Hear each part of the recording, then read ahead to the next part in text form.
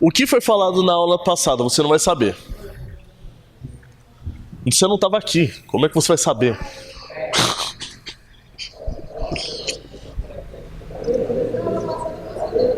Foi o Santana. Claro, vai copiar, claro. Sim, mas qual foi a lição? Romanos, capítulo 10, versículo de 1 a 13. Foi essa a lição que ele passou.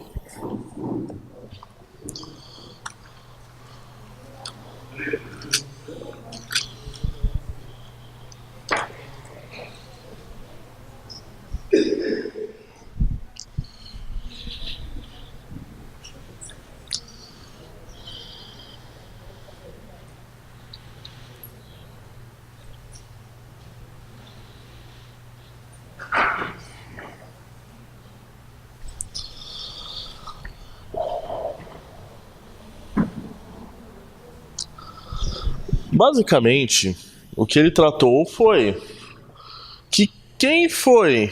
Foi Deus que rejeitou o povo de Israel? Ou será que foi o contrário? Oi? O povo que rejeitou, para falar a verdade.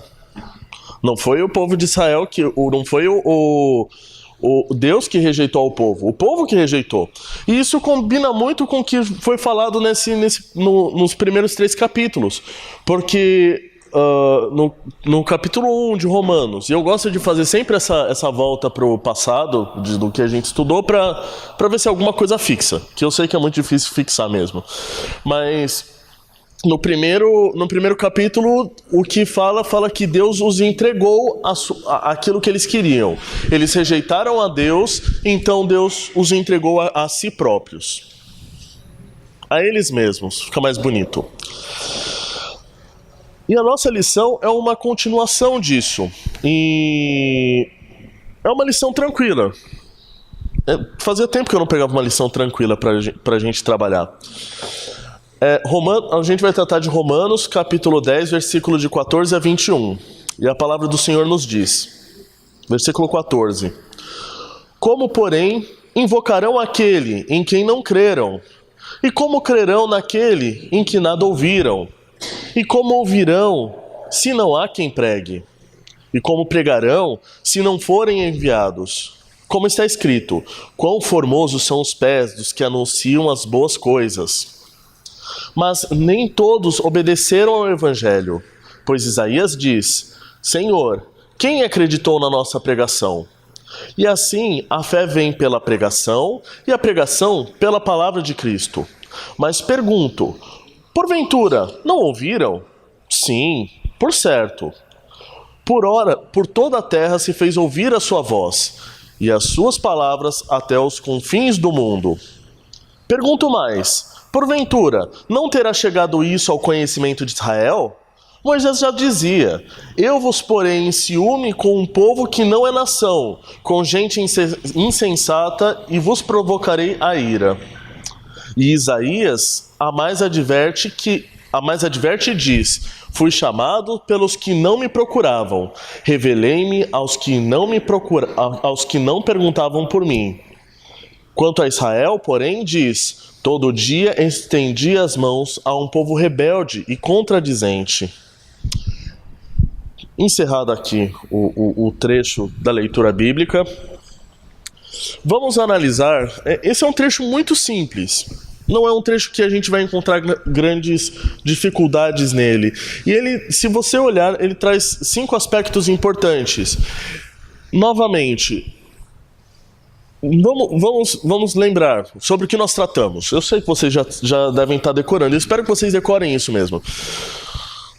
Até o Romanos capítulo 8, ele trata de uma série lógica sobre os caminhos em que a humanidade, de onde a humanidade sai para onde a humanidade pode ir. Não necessariamente que a humanidade vai chegar, mas cada um de nós pode chegar a esse ponto. A humanidade toda está na condenação, e isso é muito claro. Todos nós somos dignos de ir pro inferno, de sofrer a condenação de Deus. Porque nós optamos. Não foi Deus que nos largou a nós mesmos, mas nós rejeitamos a Deus como Deus e, em contra-resposta, Deus nos entregou aquilo que nós mesmos queríamos. E chegamos a uma situação cada vez mais decadente. E essa situação nunca esteve tão óbvia pra gente. Nos últimos 1000 anos nunca aconteceram coisas que acontecem nos dias de hoje. Na época de Jesus aconteciam coisas que aconteciam nos dias de hoje. E para eles não era novidade o que nós estamos vivendo hoje. Mas você vê que a humanidade está sendo condenada. E isso mostra que Deus é fraco, mostra que Deus está perdendo essa batalha? Não. Só mostra que aquilo que Deus permitiu que a humanidade chegasse. É Deus quem permite a humanidade. Vocês me rejeitaram, eu os entrego a sua própria condenação. E vocês vão sofrer com elas. E essa é a situação em que a humanidade toda está. Mas isso não é o que Deus quer para nós. Por isso que foi mandada a justificação através de Jesus. E Jesus faz a parte mais importante. É Jesus quem se entrega por nós. É Jesus quem permite que nós tenhamos acesso ao Pai. É Jesus que permite o nosso acesso à salvação. Então, logo no segundo ponto, a humanidade está condenada sim, mas existe alguém que pode justificar. E justificação é uma palavra importante, por quê? Porque eu não tenho como me achar justo por mim mesmo. Mas quando eu estou em Jesus, eu tenho certeza que eu sou justo, porque eu fui justificado. Depois disso, não fica só nisso, porque afinal, se ficasse só nisso, então, bom, toda a humanidade foi justificada e todos vão para o céu, não importa o que façam. Não. Nós aceitamos a justificação através da fé em Jesus Cristo e por causa disso nós começamos o processo de santificação. Primeiro, nós vemos o Deus que entrega o seu povo ao seu próprio pecado na condenação. Agora nós vemos o Deus que busca, através da santificação, novamente esse povo. E essa parte depende de nós. A santificação é um processo em que nós nos colocamos diante do Senhor, em que nós nos colocamos falando, olha, eu estou imperfeito, mas eu quero mudar. Temos a ajuda do Senhor? Temos. Mas existe também o meu desejo de procurar. A ponto de que quando nós nos procuramos a santificação, começamos um outro processo, o de glorificação. E a glorificação é de duas vias. Eu glorifico ao Senhor, eu dou glórias ao Senhor, o Senhor é glorificado na terra através de mim, e as pessoas olham para mim e elas também enxergam ao Senhor. Então não é uma glória simplesmente que eu dou para o Senhor, mas eu também sou glorificado com isso. É um processo de duas mãos muito bacana. Paramos no capítulo 8 com essa escala. E ele começa a falar para o povo judeu. E um conceito importante do que nós estamos estudando, tanto Santana, quanto Lucas, quanto eu falamos, e que fica muito claro, é que existe a Israel, que todos os judeus pertenciam a Israel, todos os judeus circuncidados eram judeus, mas existem os verdadeiros israelitas, que ele coloca esse conceito, que o Lucas fez aquele grupo maior, que era Israel, e o grupo menor, os verdadeiros israelitas. As pessoas que realmente, assim como Abraão foi chamado de amigo de Deus, esses verdadeiros israelitas são chamados amigos de Deus. Esses conceitos são interessantes para os judeus daquela época e são interessantes para nós que somos igreja. Porque, novamente, nós não estamos, em tese, nós não estamos na condenação, nós como igreja. Eu espero que ninguém aqui esteja na condenação. Pode ter, mas não é o objetivo da gente.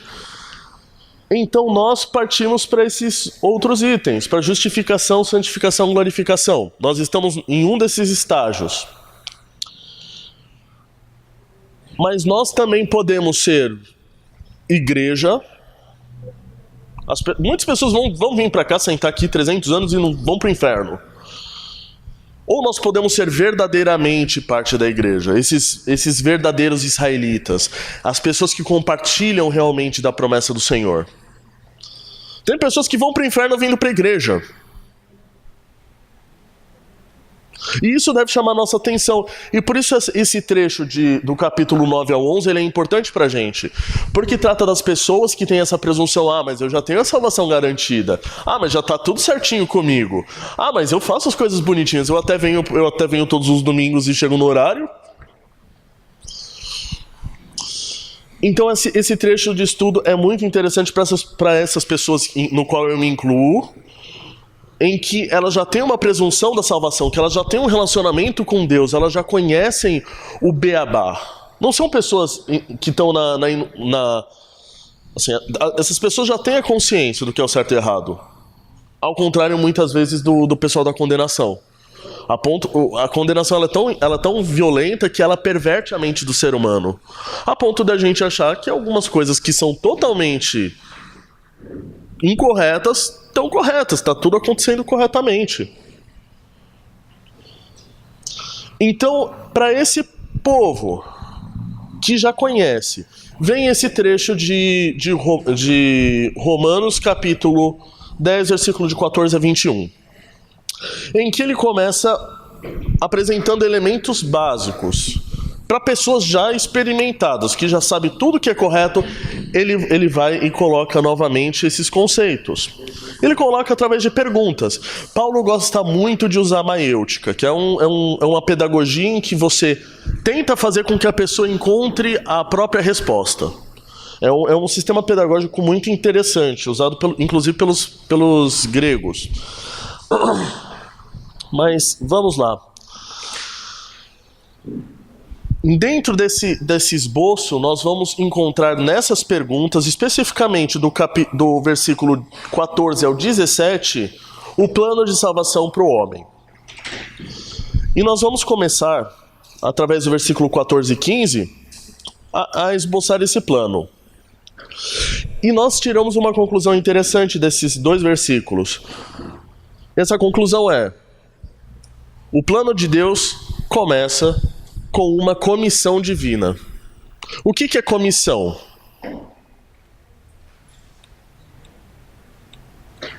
Algo que você ganha. Algo que você ganha, exatamente. Mas é esse o sentido que está sendo aplicado nessa comissão?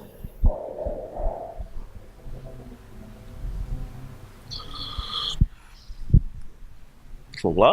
O que você acha? É opinião, não se preocupe, não errar é normal. Mais do que eu erro, assim, eu acho que eu sou um ótimo exemplo disso, de como eu erro.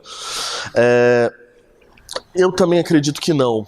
Acho que o conceito que é tratado aqui é no caso de por exemplo, cooperar. Quando eu coopero, é duas pessoas operando em algum sentido, correto? Vamos cooperar para construir, para passar massa corrida nas paredes. Isso é uma cooperação entre duas ou mais pessoas que estão com uma mesma finalidade. O conceito aqui de comissão divina é uma missão que ele dá para o conjunto, para que esse conjunto tenha essa missão divina. É o convite que nós recebemos dessa comissão, dessa missão. E nós vemos isso. Vamos olhar Nós vamos fazer uma inversão de papéis. Vamos começar primeiro com o versículo 15, depois a gente faz com o versículo 14. E como pregarão, se não forem enviados? Esse conceito é muito interessante. Por quê? Porque ele começa falando uma coisa que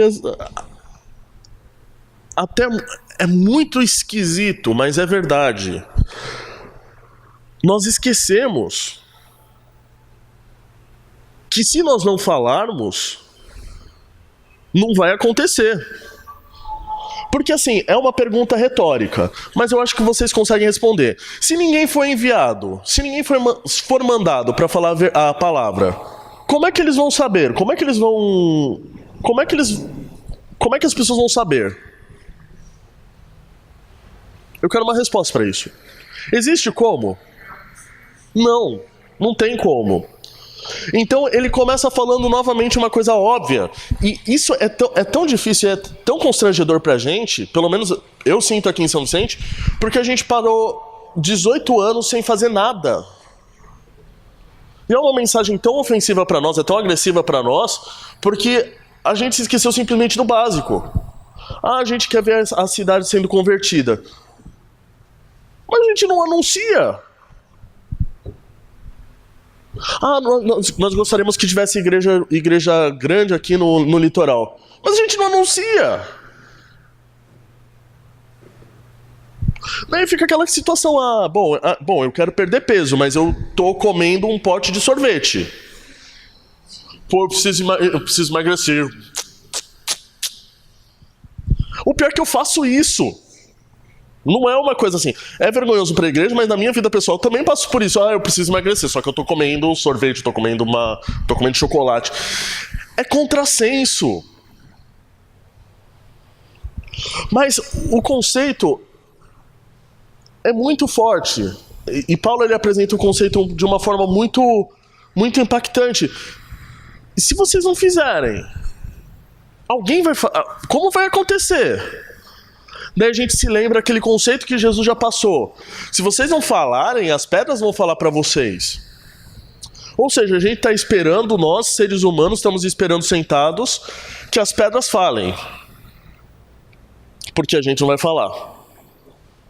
Mas também eu me lembro, quando fala sobre esse conceito, tudo bem, vamos esperar as pedras falarem. Mas também me lembra um conceito em que os judeus estavam orgulhosos. Não, nós somos filhos de Abraão. E Jesus falou, olha... Deus pode fazer dessas pedras filhos de Abraão. Porque se vocês não estão sendo filhos de Abraão, as pedras podem ser, porque vocês não estão sendo. É uma chamada muito, muito impactante, pelo menos para mim, essa pergunta pleonástica, essa pergunta que leva a essa conclusão lógica. E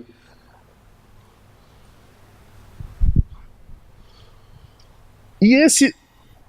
não é todo o contexto. Não é simplesmente esse chamado. Porque esse versículo também é muito utilizado por congregações que pensam em missões. Vamos mandar missões para tal lugar, vamos mandar missões para tal lugar. Nós ainda nem estamos nesse estágio ainda. Infelizmente, mas se Deus quiser, vamos em breve chegar. Em que nós vamos mandar pessoas, porque a gente quer que não apenas São Vicente conheça, mas Santos, Praia Grande, Mongaguá, Cubatão, que todos os lugares conheçam. E a gente está falando só de vizinhos, a gente nem está falando de países diferentes. Mas esse tempo vai chegar em nome de Jesus. Mas não é simplesmente essa comissão, esse chamado para mandar pessoas para fora para aprender a palavra. Mas, especialmente, é um chamado pessoal que Deus faz para cada um de nós. Nós recebemos essa comissão divina. Nós já conhecemos ela. E eu vou citar o texto, mas vocês já ouviram falar muitas vezes. Mateus 28, de 18 a 19. Jesus, aproximando-se, falou-lhes, dizendo: toda autoridade me foi dada no céu e na terra.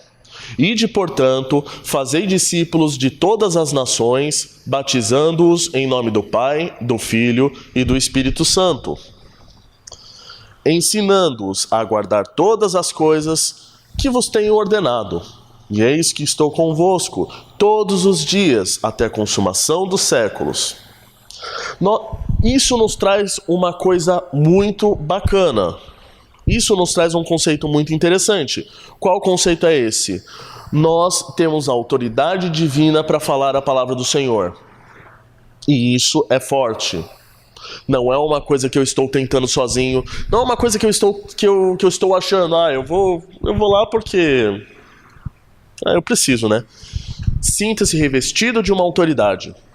Você está glorificando a Deus. Você está no último nível.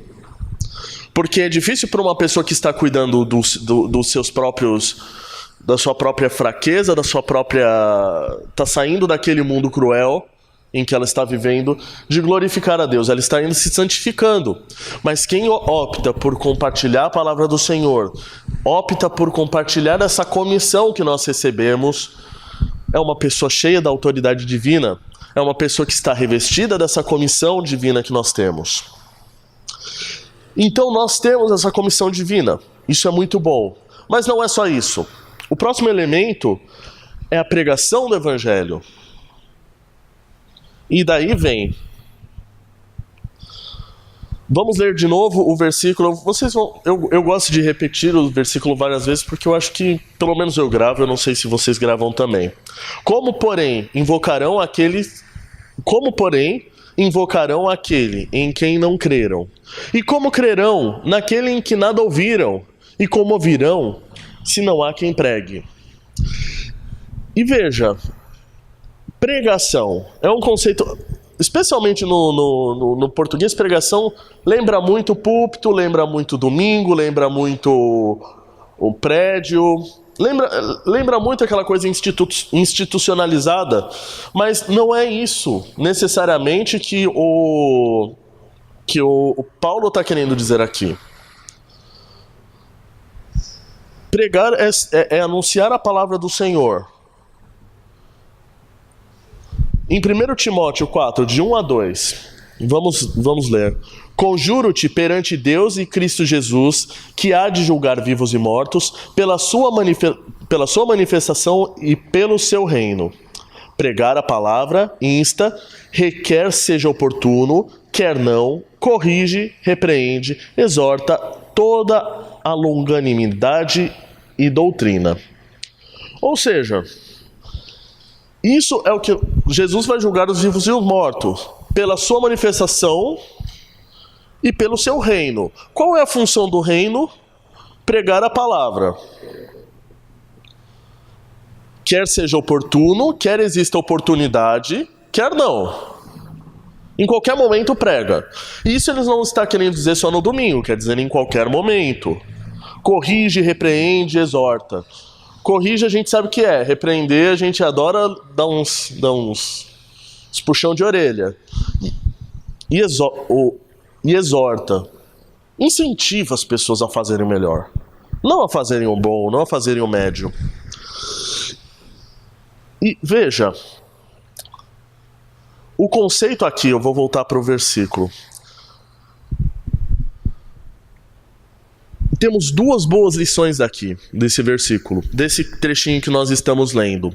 O primeiro é que a palavra pregar, se nós olharmos a origem no grego, é a união da palavra ser arauto. E o que é um arauto? Alguém sabe o que é um arauto? Não é uma palavra que a gente está acostumado. Vamos ver se alguém sabe. Não. Boa tentativa, mas não. Valeu, sim. Não se sinta constrangida por não ser, tá bom? É verdade, eu também não sabia antes disso, pra falar a verdade. Oi? Claro. Arauto. Não, desculpa, Arauto é um mensageiro, é uma pessoa que leva uma mensagem e não é simplesmente uma mensagem do tipo Correios, é uma mensagem que você precisa da pessoalidade. Até hoje existe isso, quando você precisa de uma mensagem muito importante, você manda alguém mandá-la. Hoje em dia nem tanto porque a gente tem celular, mas dependendo do caso, por exemplo, no direito a gente usa muito, o oficial de justiça vai notificar a pessoa. Ah não, mas eu entreguei uma cópia do processo para ela. Não adianta, tem que ir o arauto, tem que ir esse oficial de justiça entregar para ela para confirmar. Não, ela recebeu. Ah, mas eu mandei uma cópia do processo pro WhatsApp para ela. Não serve de notificação. Você precisa entregar para a pessoa, senão não vale. Até hoje usa isso. E naquela época muito mais, porque não tinha essa tecnologia que nós temos hoje. O arauto era aquele mensageiro que ia com uma mensagem. E nós precisamos nos lembrar disso, que o importante não é o arauto. O arauto, ele tem sua importância? Tem. Ele é a pessoa que vai fazer. Se a gente tem um arauto ruim, se a gente tem um mensageiro ruim, eu mando, olha, eu preciso que você entregue essa mensagem. Daí a pessoa vai comer um pãozinho na padaria, depois vai ver futebol, depois vai conversar com os amigos, depois ele vai pensar se tem tempo. E geralmente essa pessoa que não tem muito comprometimento, ela nunca entrega, pra falar a verdade. Mas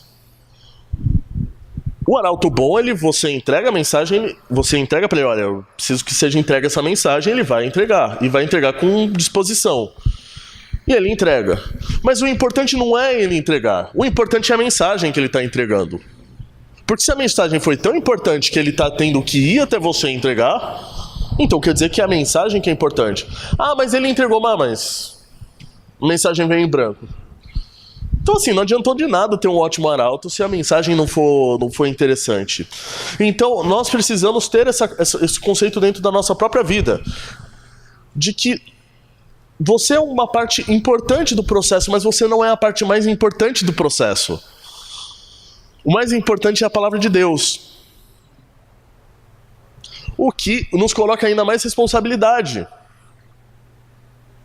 Afinal, se você está fazendo corpo mole e a mensagem que é muito importante não for entregue, alguém vai sofrer muito com isso. No filme... qual é o nome do filme? Do Tom Cruise, que ele é um samurai. O último samurai, eu acho. Ele conta uma história interessante, em que ele faz uma analogia, em que por causa de um prego mal colocado no casco na ferradura do cavalo, fez com que o cavalo tivesse um acidente, e por causa desse acidente, o mensageiro não conseguiu enviar a mensagem de que o reino dele estava sendo... de que o destinatário precisava saber que o reino dele estava sendo invadido. E por causa disso, eles perderam a guerra. E às vezes por causa de uma coisa muito, muito pequena, uma coisa muito grande, um efeito muito negativo acontece. Vice-versa também. Mas olha esse caso, a importância do arauto. Às vezes a importância dessas pequenas coisas. E no versículo 15 e 16, ele coloca um paralelo interessante. E como pregarão, se não forem enviados? Como está escrito, quão formosos os pés dos que anunciam as coisas boas. Mas nem todos obedeceram ao evangelho, pois Isaías diz, Senhor, quem acreditou na nossa pregação? Veja, eu não sei por que motivos o tradutor da Bíblia optou por colocar coisas boas, você está vendo em amarelo aqui, no versículo 15, coisas boas em um versículo e evangelho em outro versículo, porque são a mesma palavra. Vem do grego evangelion, que no final das contas quer dizer coisa boa. É uma mensagem boa. Eu não sei porque ele decidiu fazer isso, talvez para não ficar repetitivo, mas veja, o evangelho é essa coisa boa que nós devemos apresentar para as pessoas. E nós vimos antes, e eu vou voltar, e esse é o segundo ponto. E como ouvirão se não há quem pregue? A nossa pregação deve ser sobre essas coisas boas. Não é raro eu ver algumas pregações muito boas, e não estou falando somente aqui, eu estou falando em vários lugares, mas que elas são mensagem de autoajuda. Vamos nos motivar, vamos fazer as coisas melhores, vamos ser bom exemplo. Mas nós temos que colocar, a nossa mensagem, ela tem que ser basicamente sobre essa coisa boa, sobre o evangelho. E o que é o evangelho?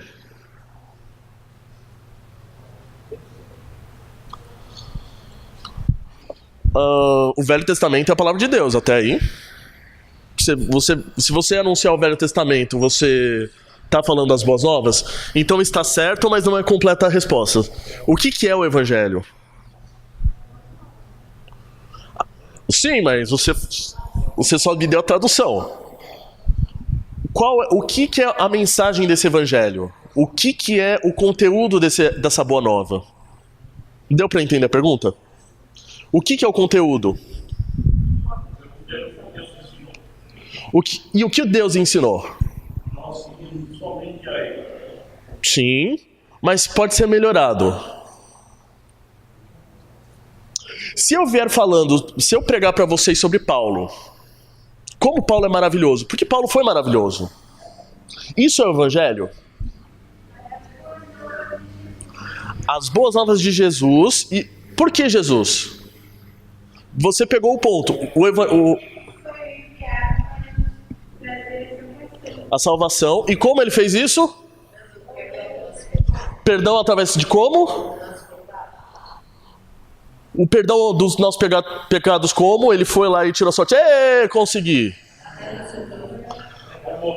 Foi morrendo na cruz. Exatamente, Sr. Valdir. Porque às vezes a gente fala muito sobre... E isso é muito comum, infelizmente. Às vezes a gente tenta fazer evangelismo. Vamos fazer campanha de caridade. Vamos fazer isso. Vamos pintar escolas. O evangelho não é isso. O evangelho não é um clube de Luluzinha, não é um clube do Bolinha. Vamos jogar futebol, porque... Isso pode ser um início, mas isso não é o evangelismo. O evangelismo é falar a morte de Jesus, e a morte de Jesus com a ressurreição. É isso que salva as pessoas. Não é Paulo, não é o autoajuda, não, você precisa ser fiel, você precisa ser feliz. É Jesus. Se a mensagem... tanto aqui quanto em qualquer lugar, no final das contas ficar resumidos, olha, o grupo da igreja é um grupo que ajuda as pessoas, é um grupo que faz o bem, é um grupo legal. E tem muita gente que faz isso, inclusive no Brasil. Acha que simplesmente fazer filantropia é o suficiente. Não é o suficiente. O suficiente é pregar. Pregar o quê? As boas novas. E o que são as boas novas? Cristo, morto e ressuscitado. É isso que nos leva para a justificação. E a justificação é a única coisa que nos leva para a santificação. Sem isso a gente não vai para o céu. É muito fácil de confundir o conceito, porque a gente quer que a igreja seja um lugar que trate de vários assuntos. Sim, ela tem que tratar, mas nunca pode esquecer do foco, que são as boas novas, que é o evangelho.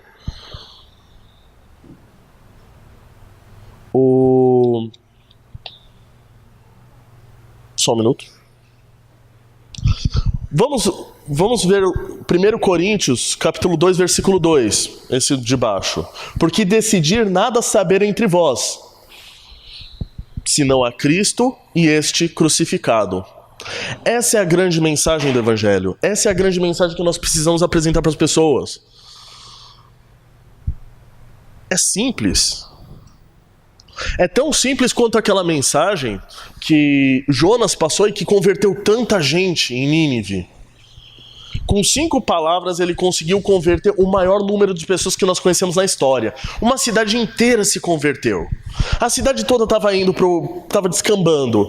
Mas a mensagem dele impactante era: se vocês não se arrependerem, vocês serão mortos. E aquela mensagem foi muito impactante para aquelas pessoas. Assim como hoje a mensagem de esperança que nós temos. Nós não falamos sobre a condenação, nós não precisamos falar sobre a condenação, mas nós falamos sobre o Cristo. Ele veio salvar você. Ele morreu por você. E era isso que Paulo fazia. E era isso que nós devemos fazer. E é isso que nós estamos fazendo. Graças a Deus, em alguns anos a igreja tem mudado muito. E é muito legal isso. É muito bom. Não porque mudanças são boas, mas porque a nossa mudança está sendo simplesmente obedecer a palavra do Senhor. E que a gente continue cada vez mais próximo disso. E no versículo 15, ele fala sobre isso, sobre pregar, e ele coloca um conceito interessante na segunda parte do versículo. Como está escrito: quão formosos são os pés dos que anunciam as boas novas. Isso ele citou Isaías, capítulo 52, versículo 7, o qual diz: Que formosos são sobre os montes os pés dos que anunciam as boas novas, que faz ouvir a paz, que anuncia boas coisas boas, que faz ouvir a salvação, que diz a Sião: o teu Deus reina. esse contexto, esse versículo foi trazido em um momento específico do povo de Israel, em que ele estava cativeiro na Babilônia. E essas boas novas para eles eram: tá vendo essa escravidão que você está sofrendo, Israel? Pois bem, ela vai acabar. E quão bom serão os pés daqueles que trazem essa mensagem. Quão boa essa pessoa que está trazendo essa notícia, porque um dia ele vai chegar e essa notícia vai libertar o povo. E o povo vai sair da escravidão e vai ter seu próprio reino novamente. Era uma notícia maravilhosa para esse povo. E ele parafraseia exatamente para o contexto que nós estamos trazendo. Quão bom vai ser esses pés que trazem para as pessoas essas coisas maravilhosas, essas novas de libertação,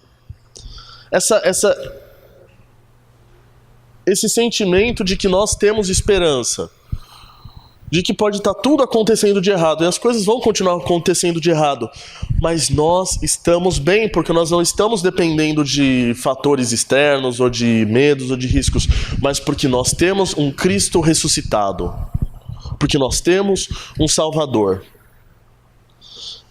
E é interessante que ele faça essa paráfrase, que ele faça esse jogo. Nós podemos libertar pessoas do cativeiro, de um cativeiro muito pior do que a Babilônia.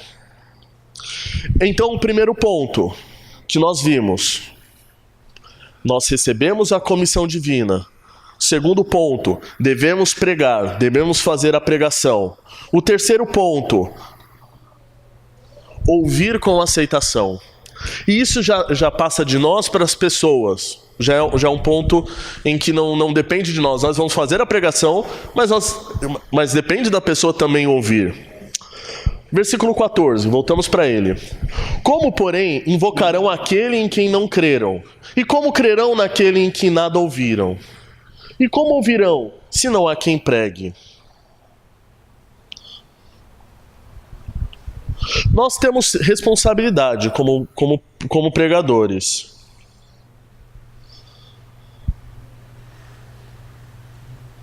E às vezes as pessoas não escutam. Nós devemos ter essa responsabilidade. E no versículo 17: e assim, a fé vem pela pregação, e a pregação pela palavra de Cristo. Não é simplesmente você ouvir a palavra do Senhor, mas existe um elemento importante que começa aqui na justificação. Que elemento importante é esse? Está escrito no versículo. O versículo não é tão grande assim. Ninguém chuta. É chute. Tem 10 palavras aí. Se você chutar errado, na 10ª tem. Oi? Ainda não. Não. Ou alguém? A fé, exatamente. Muito bom. Muito bom, dona Cléia.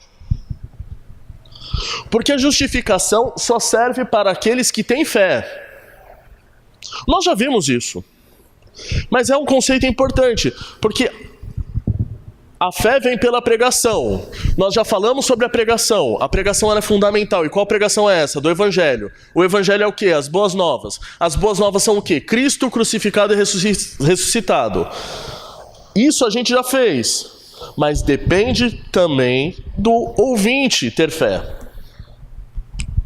Sem isso, acaba. Vira uma coisa da semeadura. A gente semeia, nem todas as sementes crescem, nem todas as sementes desenvolvem. Muito pelo contrário, às vezes parece que a maioria se perde. E é muito triste isso. Porque afinal,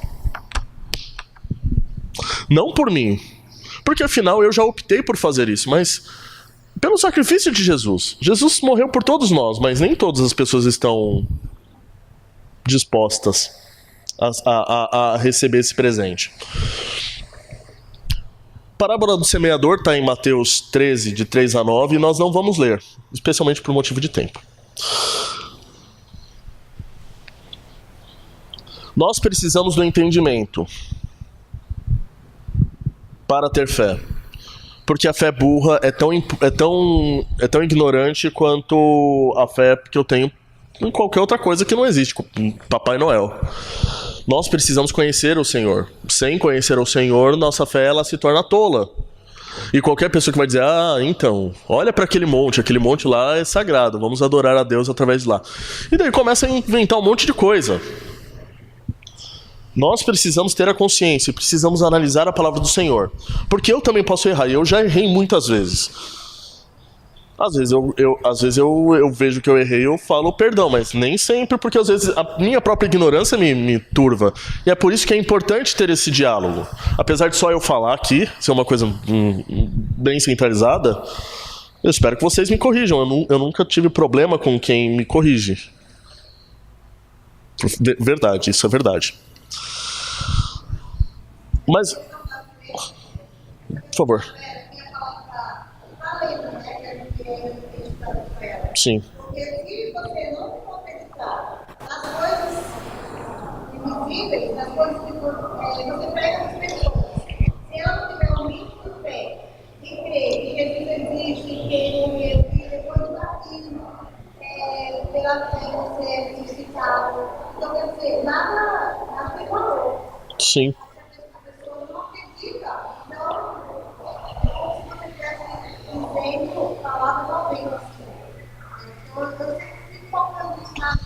Sim. Importante que você creia. Sim. Realmente eu faço para você crer Sim. que a Bíblia é a palavra de Deus. E se você não tiver sua fé, Sim. nada mais tem essa mentira Sim. nessa pessoa.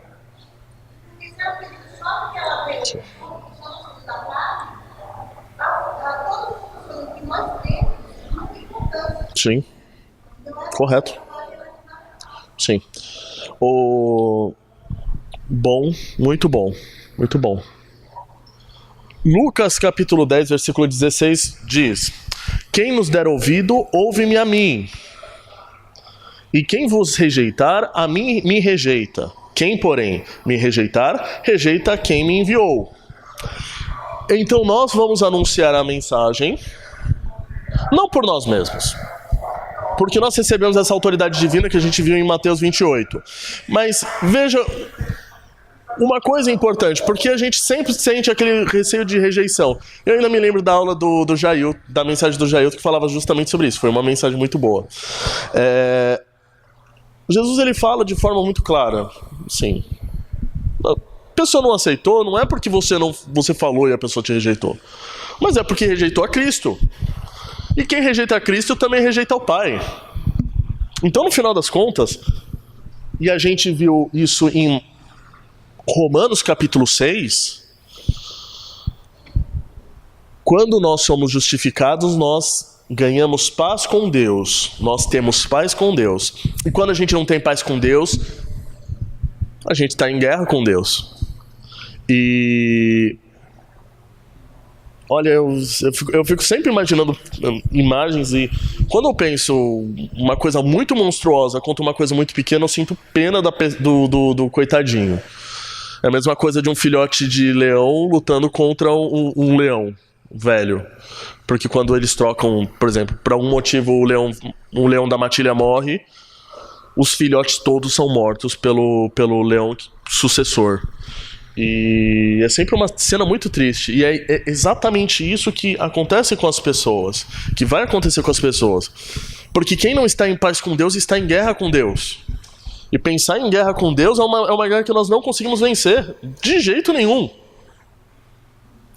Então, no final das contas, nós podemos pregar. E nós precisamos pregar, porque esse foi o grande comando, porque isso é a nossa vocação, porque essa é a nossa grande comissão.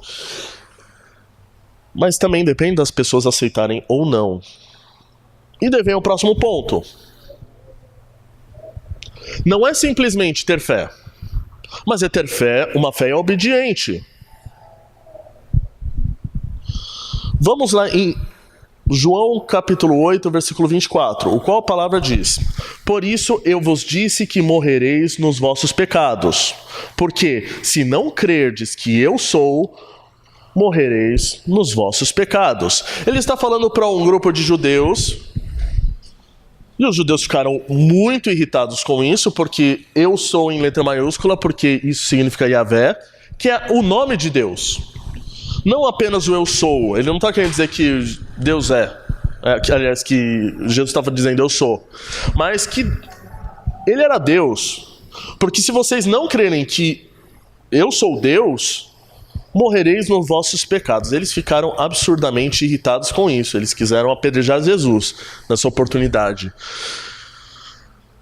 E se nós não acreditamos, se não temos uma fé obediente, não vale de nada. Lembra?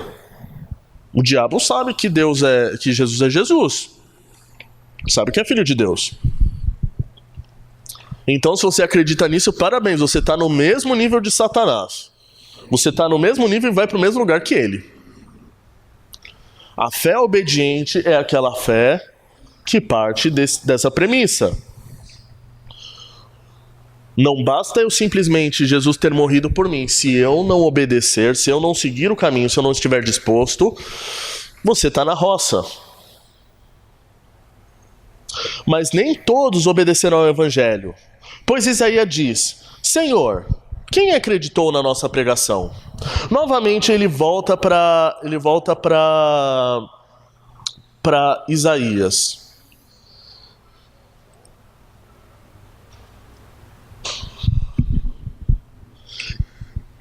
E nós vemos que algumas religiões, algumas denominações, elas colocam isso: mas não é pela fé que nós somos salvos? Então por que eu tenho que fazer alguma coisa?